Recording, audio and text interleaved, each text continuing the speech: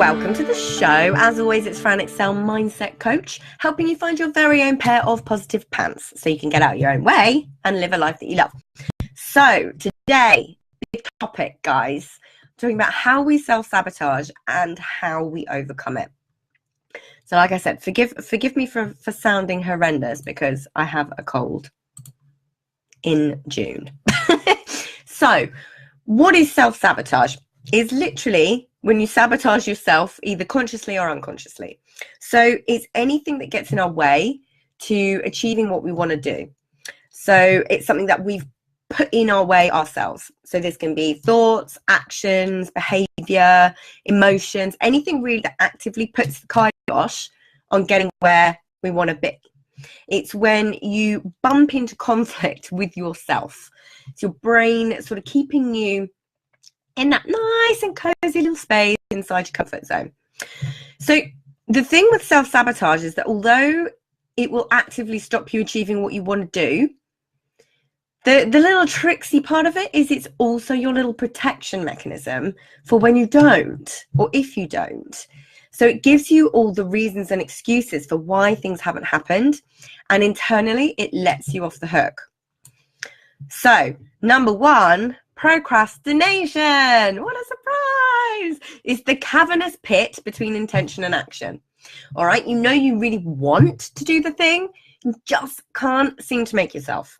But I've got you covered here. As you well know, if you've been with me for a while, you can download my procrastination buster. I'll pop it in the comments and in the notes, and it will give you some of the core reasons behind why you're procrastinating, how to push through it, and then the bonus workbook for all the sticky moments to help you actually connect all those important dots behind why you're doing it in the first place. And it'll coach you through and actually help you get the stuff done. Woohoo! So I hate to tell you, but you just have to take action. You can't always read, bear with, sorry, disgraceful. You can listen more, get some more tips and tricks to get through procrastination with episode 2. Unless you're procrastinating by listening to that one too, in which case stop. So the next one is excuses. So these are a little tough to talk about because these are things where things that you have to admit to yourself that you're doing, that you're telling yourself. So excuses are great for making ourselves feel better about a situation. They kind of give us that permission to not take the action. Makes it easier to live with not doing something, and kind of tells you that it's not your fault, which is a tricksy one, because actually it kind of is. If you're not willing to be honest about these things and the excuses that you're telling yourself, you're never going to get through them. But the moment you can create that awareness and that honesty, oh my goodness, you can push straight through. So here's a few that may be keeping you stuck so you can see what I mean. I'm not clever enough. This was one of mine for a very long time. I actively told myself I wasn't clever enough and I was rubbish at learning. So I didn't want to learn anything at all. I know exactly where that comes from now. So now it's very easy for me to push through, and learning is one of my favorite things to do. Another one is I don't have time. You know, I've got you covered there. There's another episode on how to find time, but it is an excuse. I'm not a confident person. Sorry, you're going to have to deal with this for this episode. Sick little puppy. I'm not pretty enough for that. All the I can'ts and the negative I ams. You know, all the I'm not enough. Not enough this, not enough that. They're all rubbish and they're all changeable. Genuinely, they are all changeable. You just have to get honest with yourself. I have a ton of content that can blast all of these out the water. If you choose to take action on it, you just have to want to. I learned to push through every single one. So can you. So blaming other people and not taking responsibility is one of the biggest excuses that I see. But if you take that responsibility, it can be tough. It feels uncomfortable. But once you do it, you take back that control of your life and everything else that's coming to you. So the next way we self-sabotage is letting fear and mindset gremlins take hold. So we've talked about mindset gremlins a lot, the comparisonitis, the imposter syndrome, the overwhelm, all the different ways that we have these little voices in our head telling us that we can't do things, because, you know, there are a million fears and mindset gremlins that come up and stop us from taking any perceived risks or moving towards something that's in the unknown. The brain really likes certainty, and all the things, like all the big things that you want to achieve, don't come with that. They do not come with that.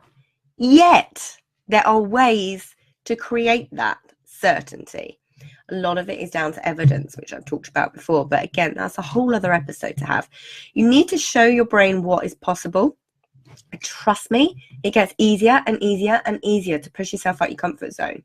So if you want more on fear, go to episode 11. If you want more on the mindset gremlins, the 7 inevitable mindset gremlins that will come up, that's today's episode, episode 22. So the next part is not taking action. You must take action.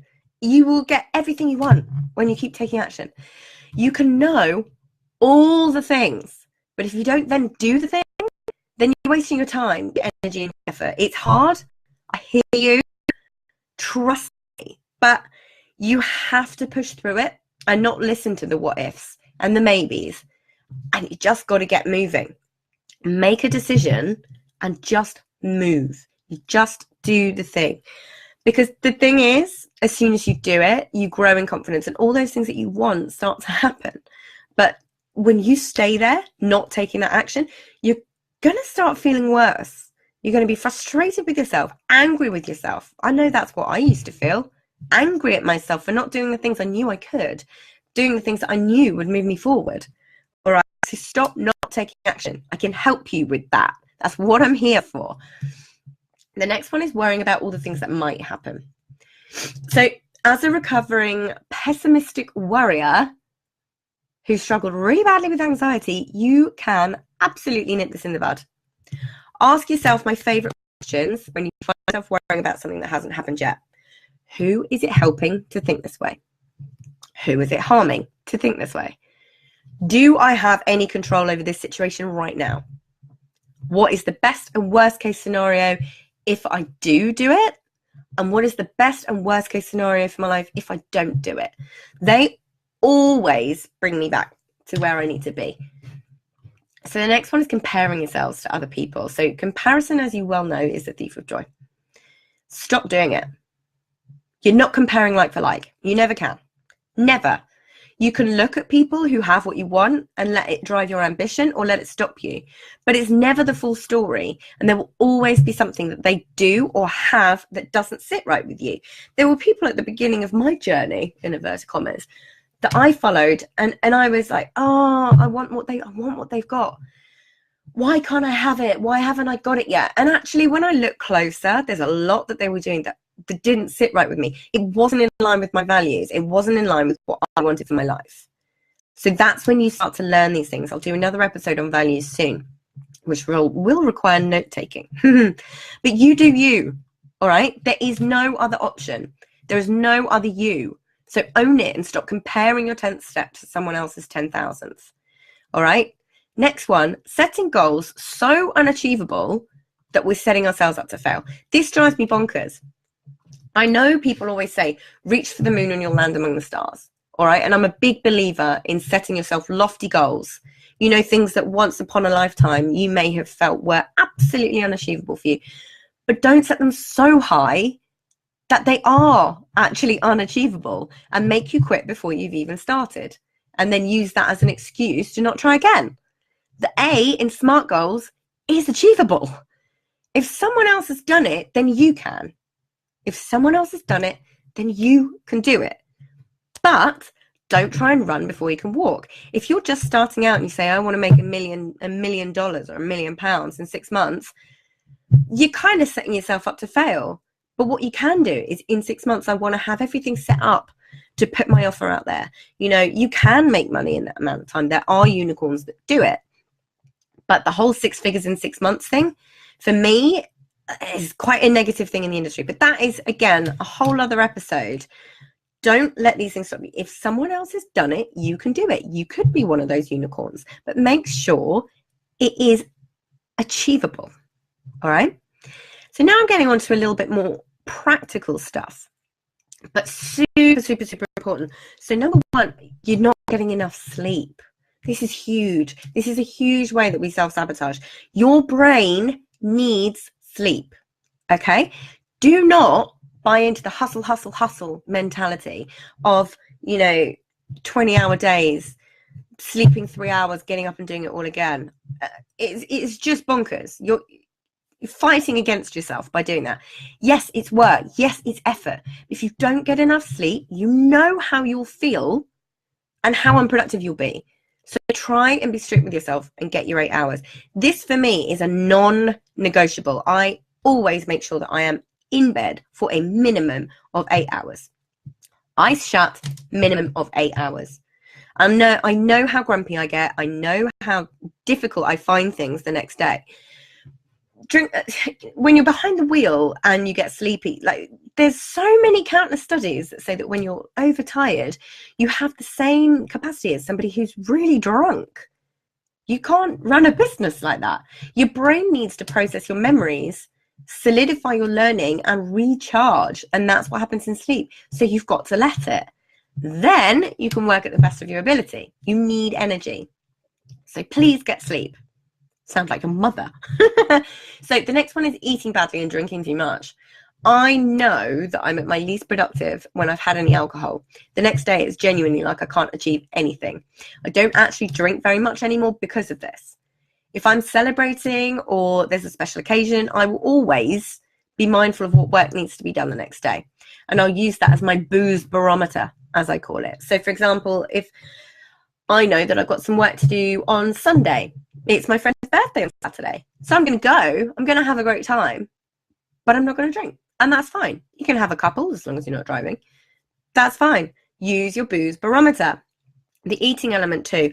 I'm consciously trying to be more mindful of what I eat and how I feel after I eat, because I have a propensity to eat rubbish. I've been an emotional eater all my life, but when I eat rubbish, I feel rubbish. This is my favorite way to self-sabotage, but I'm working on it, and I know that I'll get there because I've overcome every other thing. So I know I'm going to get there, but these things take work and they are difficult to do on your own. Next one is not doing the things that we know we want and need to, and then regretting it. I always try to live by regret what you do, not what you don't do. But in all honesty, I don't have regrets anymore at all, because I know there'll always be a lesson in there somewhere. So the bottom line is, for me in particular, but I do feel this is probably common for most people, there is only regret in not taking action. So go take action. Top 5 regrets of the dying is wishing I'd done all the things, regretting working too hard and not doing something that you love. The next one is fearing change.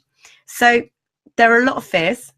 And like I said with fear, go to episode 11 on this crazy entrepreneurial journey. But one you absolutely need to smash through is fearing change. A lot of this is linked to fear of success. The underlying fear of success is a fear of change, a change in your relationship, a change in your circumstances, a change in friendships. It's going to happen. Stop focusing on what could be a change for the negative and focus on what could be a change for the positive. Okay, just start shifting that focus around. And the next one's analysis paralysis. How many of you have this? Okay, on this one, the only way through is to make a decision and take action. Common theme running through this one, right? You will drive yourself insane otherwise. Listen to your intuition about what is the right decision and make it. You're overcomplicating it. I was terrible for this. Take it back to basics. Get someone else to help you out of it if you know you struggle with this, because this is a biggie. Hello, mindset coach right here. There are people out there specifically that you can hire to get you through these things and get you to that life that you want. Okay, stop ignoring it. So the next one is not prioritizing. So getting stuck in research mode rather than doing something that may actually move the needle for you, getting to where you want to be. Getting into overwhelm when you have way too much on your plate. This one again requires a high level of honesty with what actually needs to be done and by when. Be honest about your priorities. Always ask yourself what would happen if this didn't get done at all. That is a really good indicator of whether you should do it or not. analyze the best and the worst case scenarios if you do or don't do the task, and that will give you your priority. You can go to the episode on overwhelm into action, which is episode 19, which will give you a load of other stuff as well. So being negative about ourselves and our situation. Oh, goodness, this is a big one. Negative thoughts and emotions are going to get you nowhere fast. This is how I sabotaged myself for years. And it was something I really didn't actually like about myself, because it spills out into all other areas of your life. And you can feel that other people don't like being around you anymore. It can make you bitter and all sorts of other things that you don't want to be. So find your positive pants and kick this to the curb now. It's all possible. And you can go to episode 20 to find out more on that. There's a couple left. Perfectionism. You will never achieve perfect. This is just another form of procrastination. It's very prissy procrastination, but it is procrastination. So you need to let go of any fear you have behind something not being perfect, and actually realize that most people relate to the imperfect, more human version of you anyway. So make that perfection instead. You know, so many people, when you're looking for perfectionism, they would have not gone live today when you're snotty and coughy and sore throaty and gross. You know, who actually wants to listen to that? Well, you want to listen to that if I've got valuable things to say, right? So the next thing you want to do is stop dwelling on the past. Past is gone. Future's not here yet. What do you actually have control over? You can only control the present. Whatever's happened in the past, look for all the positives about it. What did you learn? Where did it lead you? If you can look at it with gratitude rather than resentment, then you're golden. Onwards and upwards for you, my friend. Okay? So there's some of the most common ways that we self-sabotage. But I didn't want to leave you high and dry. So, ways through self-sabotage. Talk to someone who's been there and overcome it. Stop trying to do it on your own. Okay? Seriously, stop trying to do it on your own, because you will get nowhere fast unless you're a real action taker. So in which case, fine. There are some unicorns. There's a couple in the group. They are taking action left, right, and center, and they're changing their lives based off the back of, you know, things that I say. So become aware of when you're self-sabotaging and what is triggering it. Awareness is the key to change. It tends to stem from a lack of self-belief or low confidence. So that's what you need to work on. Just because you don't feel confident right now, that doesn't have to be your story forever. All of this stuff is your story right now, but it doesn't have to be forever. You can change it. The bottom line is you are in control of this. You are in the driver's seat, and you can decide where you're going. You just have to want it enough. So what I want you to do is, if you have been struggling with this stuff and you know you need someone to help you through it, book in a call with me if you haven't had one already, and let's see how we can get you through it. Okay? Because these resources are there for you. And if you are sick and tired of your own excuses, your own self-sabotaging, your own procrastination, it's time to start moving through it. But in the meantime, I hope that was useful. And until next week, I will see you then. Bye!